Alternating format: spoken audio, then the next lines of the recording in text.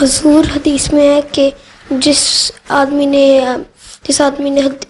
لا الہ الا اللہ محمد رسول اللہ پڑھ لی وہ مسلمان بن جاتا ہے، لیکن پھر پاکستان میں جو احمدی لا الہ الا اللہ محمد رسول اللہ جب کیوں نہیں پڑھ سکتے احمدی وہاں پر؟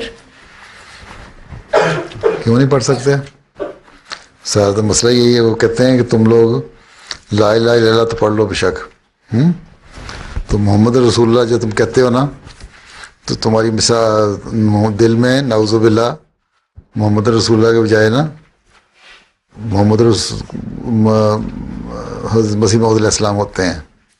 تم محمد صلی اللہ علیہ وسلم کو نہیں مانتے نبی، بلکہ مرزا غلام احمد قادیانی کو علیہ السلام کو مانتے ہو، جو غلط ہے. ابھی حدیث پڑھی ہے نا، تو اللہ تعالیٰ علیہ وسلم نے فرمایا تھا ان کو کہ تم نے اس کو دل چیر کے دیکھا تھا. تو حضرت صلی اللہ علیہ وسلم کو تو پتہ نہیں لگا، اس صحابی کو تو پتہ نہیں لگا کہ اس نے دل سے کلمہ پڑھا ہے یا ظاہری کلمہ پڑھا ہے. لیکن یہ آج کل کے جو مولوی ہیں پاکستان میں، یہ کہتے ہیں ہمیں پتہ ہے کہ تم دل سے کلمہ نہیں پڑھتے، تم غلط پڑھتے ہو، اس لیے ہم تمہیں مارتے ہیں، قتل کرتے ہیں، جو مرضی کریں. تو ان کے دماغ خراب ہو جائیں پھر اسی طرح ہوتا ہے نا، کوئی دلیل تو نہیں ہوتی اس کی. عقل مند کے آدمی کے سامنے دلیل جی جا سکتی ہے نا، پاگل کے سامنے تو دلیل جی جا سکتی ہے.